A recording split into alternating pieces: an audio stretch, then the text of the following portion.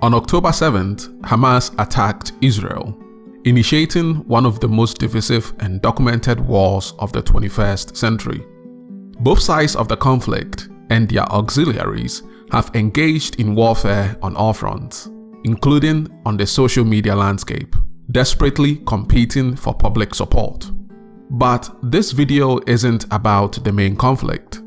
Rather, it's about the Red Sea and the ongoing attacks on cargo ships by Yemeni Houthi rebels, who are doing so supposedly to stand in solidarity with Palestine. These attacks, much like the Israel-Palestine conflict itself, is not new, but rather a continuation of a long struggle for control over the Red Sea and its enormous influence on maritime trade dating back to ancient Egypt. To understand the ongoing attacks, we need to understand the Red Sea itself, its history, and why it appears to be instigating yet another war between the Cross and the Crescent.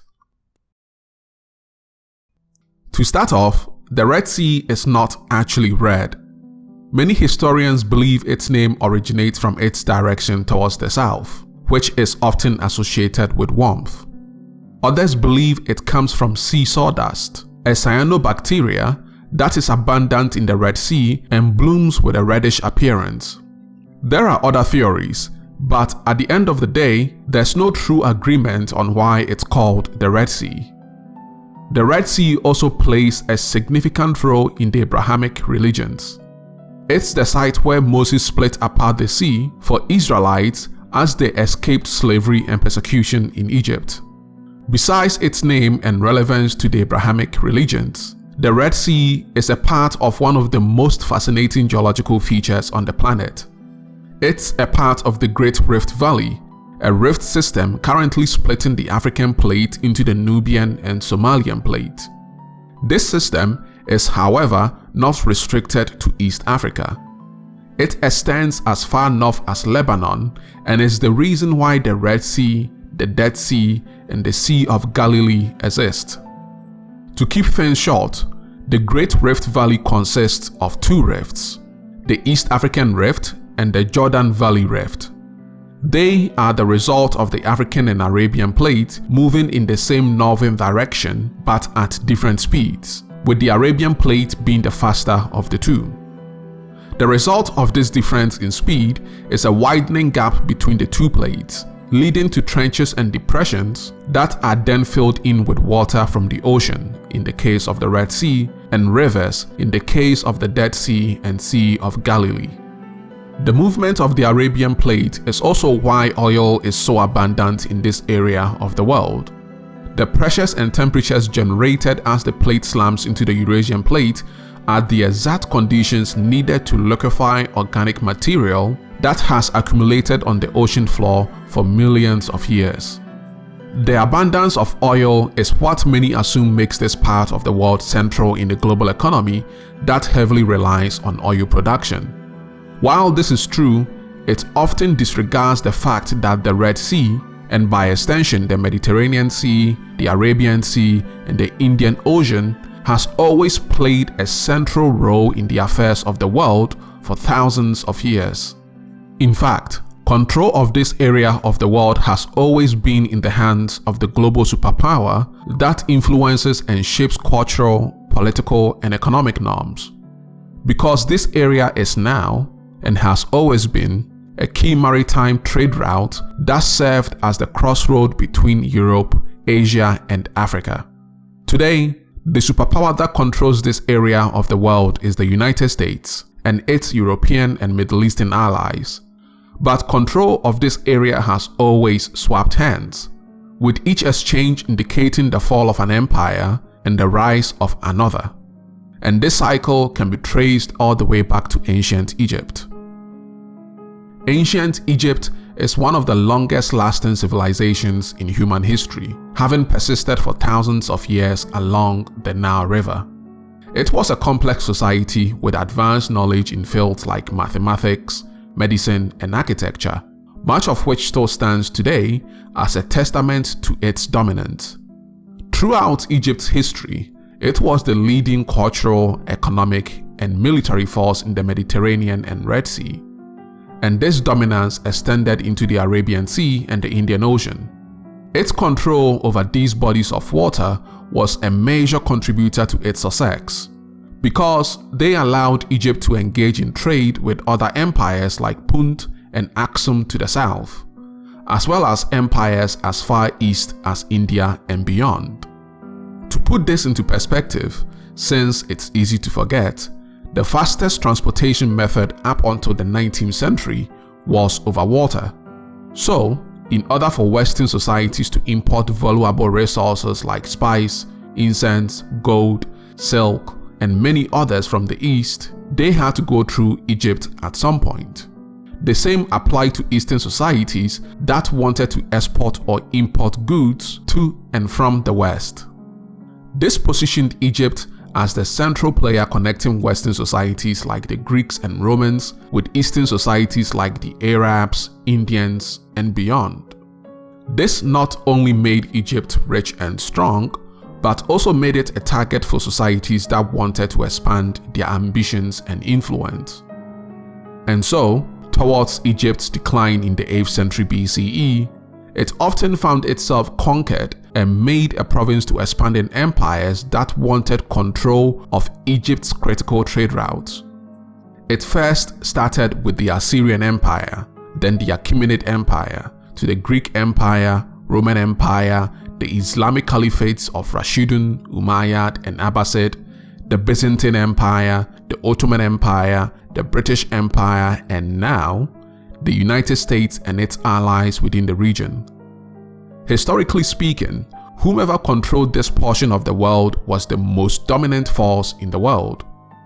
To put things into an even clearer picture, we need to visualize the world as it was seen by the average person in Europe, the Middle East, and the Mediterranean before the age of exploration in the 15th century.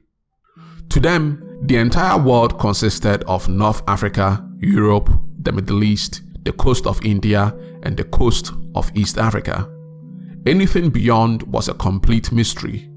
For Europeans specifically, they were at the very western edge, and so, by the time highly demanded goods like spice, silk, incense, gold, and other exotic products reached them, the price was multiple times more expensive because of middlemen.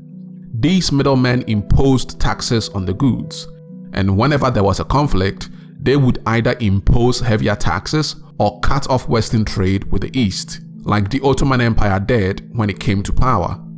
This made the middlemen extremely rich and powerful, and whenever the opportunity presented itself, these middlemen were cut off, not just by Europeans, but by others in the Middle East who saw how lucrative it was to control the Red Sea, the Mediterranean Sea, and their surrounding lands and waters.